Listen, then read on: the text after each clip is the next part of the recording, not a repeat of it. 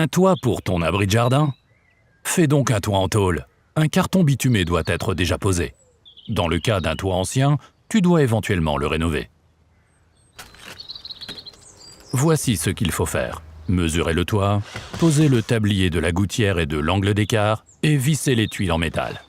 Et voilà qui est fait. Dans un premier temps, prends les mesures, afin de savoir ce dont tu as besoin.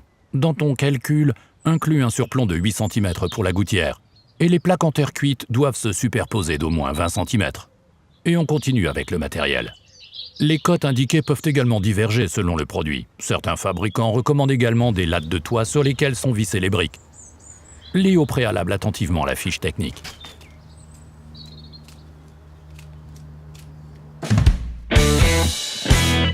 Maintenant, tu peux commencer. D'abord, tu poses les larmiers sur l'avant-toit.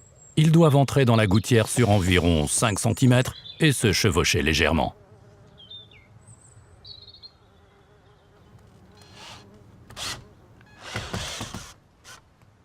Les tabliers de l'angle d'écart viennent sur les côtés du pignon, avec les bords en haut.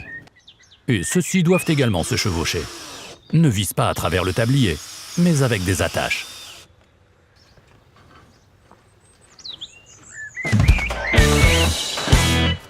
Pose ensuite la première plaque en terre cuite sur le toit et prends les mesures avec précision. Pense au surplomb dans la gouttière, environ 1/3 de la largeur de la gouttière. Tu peux alors découper la plaque. Pas avec la meuleuse d'angle, elle endommagerait la couche protectrice. Tu dois utiliser la cisaille à tôle. La plaque est maintenant posée sur le toit. Commence toujours par le côté avant. Aligne et fixe avec des vis étanches. Prévois 10 vis par mètre carré. Pose la deuxième plaque 20 cm au-dessus de la première. Visse immédiatement. Tu dois mesurer la dernière plaque. Pense au surplomb. Et fais encore la découpe avec la cisaille à tôle.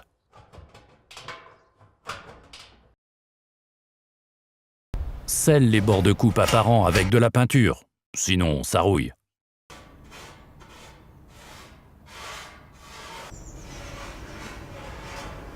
Ensuite, elle va aussi sur le toit. Et tu fais exactement la même chose sur l'autre côté du toit. Repose maintenant les pignons en bois devant ou utilise l'angle de bord adapté au produit comme finition, selon ce qui te plaît le plus. Ensuite, les faîtages viennent se mettre dessus. Ceux-ci sont également tout simplement vissés.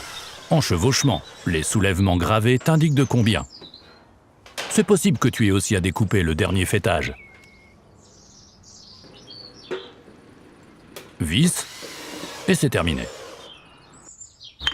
Ton toit est couvert.